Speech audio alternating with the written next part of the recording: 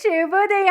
ಇವತ್ತಿನ ನುಡಿಮುತ್ತು ಏನಪ್ಪ ಅಂತ ಅಂದರೆ, ನಾವೆಲ್ಲರೂ ಅಲ್ಪಚೇತನರು ಅಂತ ಭಗವಂತ ಹೇಳಿಬಿಟ್ಟಿದ್ದಾನೆ. ಹಾಗಾಗಿ ಒಂದು ದಿನ ಇದ್ದ ಹಾಗೆ ಇನ್ನೊಂದು ದಿನ ಇರೋದಿಲ್ಲ. ಕೆಲವೊಂದು ಸಲ ಹೇಗೆ ಅನಿಸುತ್ತಪ್ಪ ಅಂದರೆ, ಅಯ್ಯೋ ನನ್ನ ಭೂಮಿಗೆ ಭಾರ ಆಗಿಬಿಟ್ನಾ ಅಂತ ಅನ್ನಿಸುವಂತಹ ಪರಿಸ್ಥಿತಿ ಸಹ ನಮ್ಮ ಜೀವನದಲ್ಲಿ ಬರುವುದು ಸಹಜ.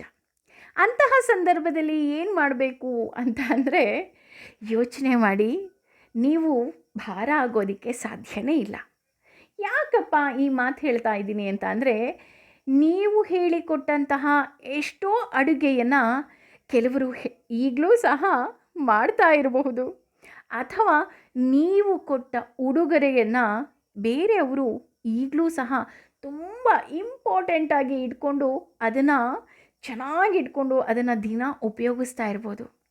ಅಷ್ಟೇ ಅಲ್ಲ ರೀ, ನೀವು ಕೆಲವರಿಗೆ ಸಜೆಷನ್ ಕೊಟ್ಟಂತಹ ಹಾಡುಗಳು ದಿನ ಅವರ ಮುಖದ ಮೇಲೆ ನಗು ತರಿಸಬಹುದು.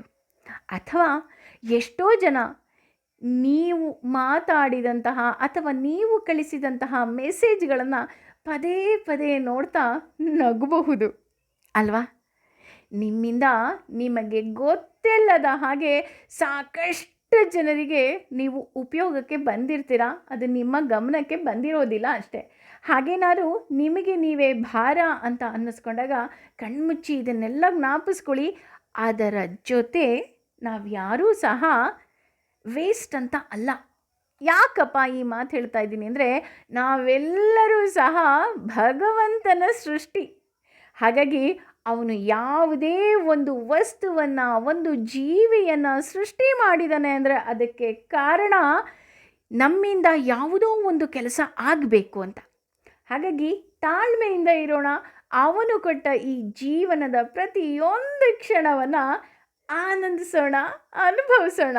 ಏನು ಹೇಳ್ತೀರಾ? ಯೋಚನೆ ಮಾಡಿ. ಹಾಗೆ ದೇವರ ನಾಮಸ್ಮರಣೆ ಮಾತ್ರ ಮರಿಬೇಡಿ. Thank you.